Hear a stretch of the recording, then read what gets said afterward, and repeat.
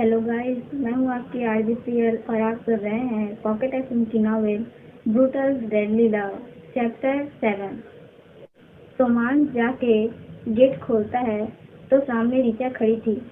ऋचा जल्दी से अंदर आती है और आकांक्षा जी और प्रणव जी को गुड मॉर्निंग विश करते हुए टेबल पे बैठ जाती है। ऋचा चेयर पे बैठते ही रोमांस की प्लेट में देखती है और उससे पहले रोमांस कुछ समझ पाता जल्दी से उसके पराठे उठा के खाने लगती है। रोमांस चिढ़ते हुए, ये क्या है दी, आप दूसरा ले सकती थी ना, हमेशा आप मुझे परेशान करती हैं, एक तो मैं वैसे ही दुख में हूँ। तेजस्विनी रोमांस को देखते हुए, तुम्हें किस बात का दुख है? गर्लफ्रेंड तो है नहीं तुम्हारे पास कि ये दुख हो कि उससे तुम्हारा ब्रेकअप हो गया हो। शट अप दी, मैं इन फालतू के चीज़ों में इंटरेस्टेड नहीं हूँ। इतना कहते हुए वो टेबल से उठ जाता है और जाके तेजस्विनी के गले में अपनी बाहें डाल देता है। आई मिस यू दी। तेजस्विनी पीछे से उसका सर पकड़ते हुए, I miss you too my brother.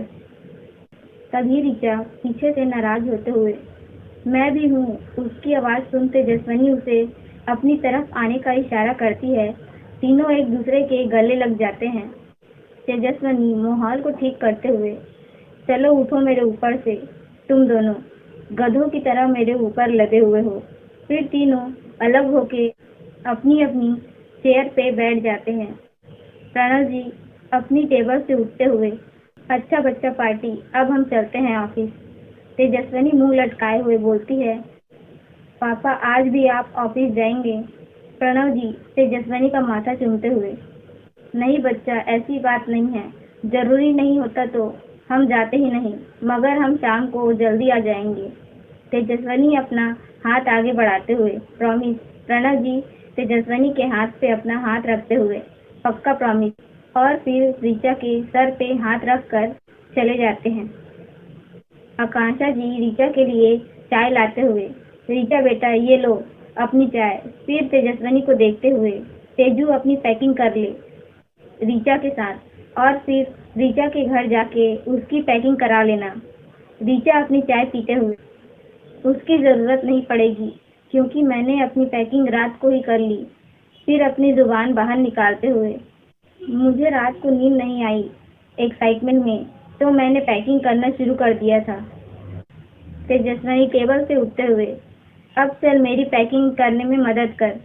फिर दोनों तेजस्विनी के रूम में जाके पैकिंग करने लगते हैं। मुंबई राठौर प्लेस। अश्वथ अपने हाथ पॉकेट में डाले अथर्व को घूर रहा था, जो घोड़े बेच के सो रहा था, और उसके बगल में ऐश्वर्य सो रहा था, जिसके हाथ, मुंह और पूरे कपड़े पे पेस्ट्री लगी हुई थी और ऐसी हालत में बहुत क्यूट लग रहा था।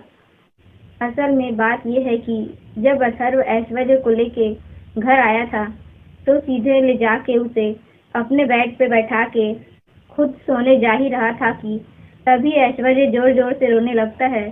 पहले तो अथर्व को कुछ समझ नहीं आता, फिर उसने गूगल पे सर्च किया कि बच्चे किस किस वजह से रोते हैं, तो उसे सबसे ऊपर उसकी माँ के पास जाने के लिए लिखा था। ये देख अथर्व उदास हो जाता है, लेकिन जैसे ही उसकी नज़र दूसरे पॉइंट पे जाती है तो उसके चेहरे पे चमक आ जाती है, क्योंकि वहाँ लिखा था कि बच्चे के रोने की दूसरी वजह भूख भी है। वो लाइन पढ़ते ही अथर्व नीचे किचन में जाके फ्रिज खोलता है और वहाँ से पेस्ट्री एक बोतल में दूध लेके ऊपर अपने कमरे में जाता है और ऐश्वर्य को दूध की बोतल पकड़ा के और उसके सामने पेस्ट्री रख के खुद सो जाता है। फिर बच्चा तो बच्चा ही होता है, चाहे वो जितना भी समझदार हो। फिर क्या, उसने कुछ पेस्ट्री अपने छोटे छोटे क्यूट हाथों से अपने मुंह में डालता, फिर कुछ अपने कपड़े में पोंछता और ऐसे ही खा के वो प्लेट नीचे गिरा के अथर्व के बगल में सो जाता है। वो सोते हुए इस वक्त बहुत क्यूट लग रहा था।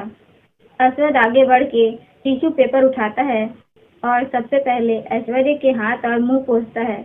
कुछ देर सोते हुए उसके मासूम चेहरे को देखता है, फिर उसे अपनी गोद में उठा के अपने सीने से लगा लेता है। बदले में ऐश्वर्य उसकी गर्दन पे अपने छोटे छोटे हाथ लपेट लेता है, मानो वो अश्वथ का एहसास नींद में भी पहचान चुका हो। अश्वथ दूसरी तरफ जाके टेबल पे रखा पानी से भरा मग उठाता है और पूरा पानी अथर्व के ऊपर उंडेल देता है। अथर्व हड़बड़ाते हुए बारिश बारिश कहते हुए उठ के बैठ जाता है और सामने देखता है तो अश्वथ खड़ा था। अथर्व अश्वथ को देखते हुए, भाई आप इतनी सुबह कैसे आ गए? अश्वथ धीरे से, ताकि ऐश्वर्य की नींद न टूटे, टाइम देखो 10 बज रहे हैं। फिर बेड की तरफ देखते हुए, जहाँ कुछ देर पहले ऐश्वर्य सो रहा था। नीचे चलो, मुझे कुछ बात करनी है तुमसे। इतना बोल के अश्वथ ऐश्वर्य को लेके अपने रूम में चला जाता है। अथर्व दरवाजे की तरफ देखते हुए कहता है, आज पक्का भाई मुझे उल्टा लटका देंगे। इतना कह के वो वॉशरूम की तरफ भाग जाता है। अश्वथ का रूम। अश्वथ इस वक्त ऐश्वर्य का डायपर चेंज कर रहा था। तभी ऐश्वर्य की नींद टूट जाती है और वो अपने रेड वॉयलेट आंखें खोल के अश्वथ को अपनी चमक भरी नजरों से देखने लगता है और अपने हाथ आगे बढ़ा देता है। अश्वथ उसे ऐसे देख मुस्कुराते हुए कहता है, तो लिटिल मॉन्स्टर की नींद खुल गई। चलिए अब मैं आपको नहला देता हूँ। अश्वथ जब भी घर पे रहता था तो कभी भी किसी को ऐश्वर्य का कोई काम नहीं करने देता था। वो उसे अपने हाथों से नहलाता था, खुद उसके लिए मिल्क प्रिपेयर करता था और खुद उसका डायपर चेंज करता था, फिर चाहे वो कितना भी गंदा क्यों ना हो। तो गाइस आज के लिए बस इतना ही। मिलते हैं नेक्स्ट चैप्टर के साथ। Bye everyone.